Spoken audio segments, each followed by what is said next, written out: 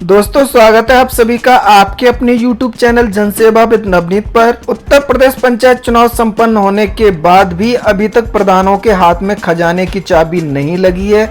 साथ ही साथ अब ग्राम पंचायत सदस्य भी प्रधानों की मुश्किलें बढ़ाते हुए नजर आ रहे हैं। पूरा विश्लेषण हम आपको उपलब्ध कराने वाले हैं। साथ ही एक बड़ी अपडेट देखने के लिए मिली है। नवनिर्वाचित ग्राम प्रधानों के खिलाफ याचिका दायर की गई है। क्या कुछ कहा गया है याचिका में बताएंगे हम आपको। के साथ ही हम आपको 1000 रुपए प्राप्त करने वाले फॉर्म का फॉर्मेट भी दिखाएंगे और आपको बताएंगे किस प्रकार से आपको फॉर्म को भरना है। सभी अपडेट को एक एक करके हम आपको प्रदान करने वाले हैं। दोस्तों वीडियो को लाइक और शेयर कर दीजिए। साथ ही साथ चैनल पर नए हैं तो हमारे चैनल जनसेवा विद नवनीत को सब्सक्राइब कर लीजिए। उत्तर प्रदेश पंचायत चुनाव संपन्न होने के बाद भी विवाद थमने का नाम नहीं ले रहे हैं।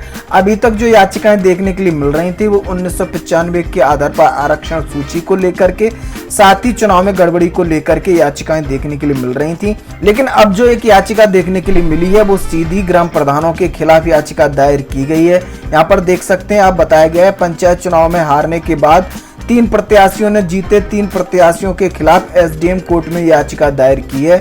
मतगणना में गड़बड़ी और धांधली का आरोप लगाया गया है। बृहस्पतिवार को दायर की गई याचिका में ग्राम सभा ऊंचा इस्लामाबाद से मनोज कुमारी ने प्रधान मंजू कुमारी तिवारी के खिलाफ चुनाव के दौरान धांधली कर चुनाव जीतने का आरोप लगाया है। वहीं ग्राम सभा रतिवानपुर से हारी प्रत्याशी जमयंती देवी ने प्रधान प्रवीणा देवी पर भ्रष्टाचार करके चुनाव जीतने का आरोप लगाया है। ग्राम सभा नगथरा से हनुमानगढ़ी निवासी महिपाल सिंह ने भी प्रधान शिवम यादव के खिलाफ पिटीशन दायर की है। सभी ने आरओ यश कुमार वर्मा पर मतगणना में गड़बड़ी करने के आरोप लगाए हैं। 3 प्रधानों के खिलाफ एसडीएम कोर्ट में याचिकाएं डाली गई हैं, जिसमें साफ साफ बताया गया है कि ग्राम प्रधानों ने जो चुनाव जीता है वो धांधली करके चुनाव जीता है। इसकी जांच होनी चाहिए। साथ ही साथ दोबारा से यहाँ पर चुनाव कराया जाना चाहिए। डीएम को भी एक प्रार्थना पत्र दिया गया है। इसमें बताया गया ऊंचा इस्लामाबाद के पूर्व प्रधान राजेश तिवारी ने वर्तमान प्रधान मंजू तिवारी पर पिछले कार्यकाल के दौरान घोटाले का आरोप लगाते हुए सरकारी खातों से धन निकासी पर रोक लगाने की मांग की है। मुख्यमंत्री, मुख्य सचिव तथा डीएम को दिए प्रार्थना पत्र में की गई शिकायतों की जांच कराने की भी मांग की गई है। यानी कि अभी ग्राम प्रधान सही से अपने कार्यभार को भी ग्रहण नहीं कर पाए हैं, जबकि दूसरे विरोधी लोगों ने उन पर आरोप लगाने प्रारंभ कर दिए। साथ ही साथ प्रधान के खातों पर भी रोक लगाने की यहाँ पर मांग की गई है। वहीं इस संबंध में जब बात की गई आरओ यश कुमार वर्मा से, तो उन्होंने बताया कि पंचायत चुनाव निष्पक्ष तरीके से संपन्न कराया गया है। हारे हुए प्रत्याशी जानबूझकर आरोप प्रत्यारोप लगा रहे हैं। किसी भी प्रकार की चुनाव में गड़बड़ी देखने के लिए नहीं मिली है। जब से उत्तर प्रदेश पंचायत चुनाव अधिसूचना जारी हुई है तभी से लगातार कोर्ट में याचिकाएं दाखिल की जा रही। उसी क्रम में एक और याचिका यहां से देखने के लिए मिली है। अब जैसा कि आपको पता है, शेष प्रधानों का भी शपथ ग्रहण समारोह आज और कल संपन्न करा लिया जाएगा। लेकिन जो प्रधान कार्यभार ग्रहण कर चुके हैं और जहां पर ग्राम पंचायतों का गठन हो चुका है, वहां पर अभी तक प्रधानों के हाथ में खजाने की चाबी नहीं लगी है। अब प्रधानों को इस चीज का मलाल है कि शपथ ग्रहण से लेकर पदभार तो ग्रहण हो गया है, लेकिन अभी तक खजाना खोलने की चाबी हाथ नहीं लग पा रही है। बताया जा रहा है कि प्रशिक्षण देने के बाद ही प्रधानों को फुल फॉर्म में आने का मौका मिल सकेगा। सो प्रधानों को दिन रात इसी उधेड़ बुन में रहना पड़ रहा है। जैसा कि हमने आपको बताया था, सरकार की तरफ से व्यवस्था की गई है।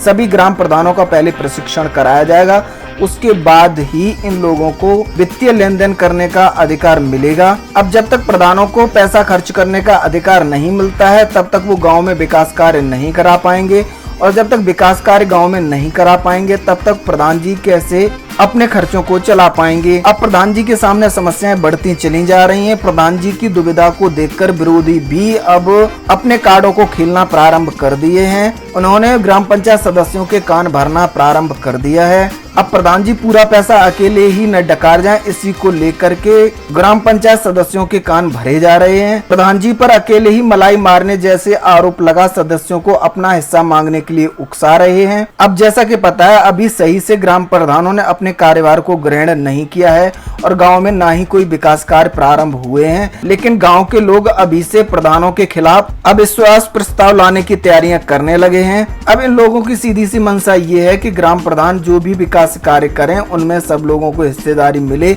अगर हिस्सेदारी नहीं मिलती है तो वो ग्राम पंचायत सदस्यों के माध्यम से अविश्वास प्रस्ताव लाएंगे, जिसके बाद प्रधानों को हटा दिया जाएगा। बस इसी को लेकर प्रधानों की मुश्किलें बढ़ती चली जा रही हैं। अब प्रधान जी करें भी तो क्या करें।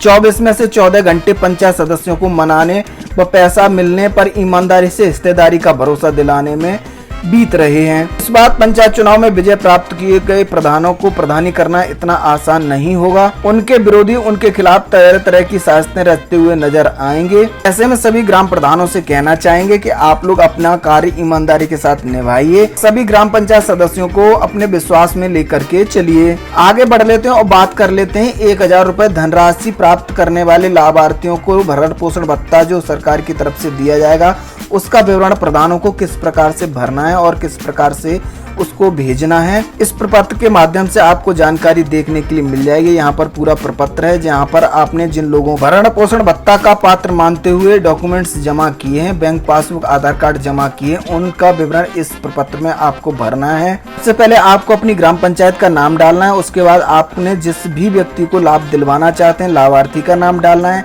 उसके बाद उसका पिता का नाम, आधार कार्ड नंबर, मोबाइल नंबर, उसकी आयु कितनी है, महिला है या पुरुष, बैंक खाते का विवरण जिसमें बैंक का नाम साथ ही साथ बैंक खाता संख्या और IFSC कोड को आपको यहाँ पर भरना है। आप इसी फॉर्मेट पर आपको जितने भी लोगों के आपने अपने यहाँ फॉर्म जमा किए हैं पूरी डिटेल इसमें भर के आपको भेज देनी है। उसके बाद सरकार इन सभी लोगों के खातों में 1000 रुपए की धनराशि ट्रांसफर कर देगी। अब जो लोग भी भरण पोषण भत्ता प्राप्त करना चाहते हैं अपनी अपनी ग्राम पंचायत के ग्राम प्रधानों से संपर्क कर सकते हैं। आधार कार्ड की एक फोटो के साथ आपको बैंक पासबुक की भी एक फोटोकॉपी लेकर के जानी है और अपनी सारी डिटेल को प्रधानों के पास जमा कर देना है, जिसके बाद इस एक्सेल शीट के माध्यम से आपकी डिटेल ऊपर के लिए फॉरवर्ड कर दी जाएगी। अगर आप इस योजना के अंतर्गत पात्र माने जाएंगे तो आपके खातों में 1000 रुपए की धनराशि सरकार की तरफ से भेज दी जाएगी।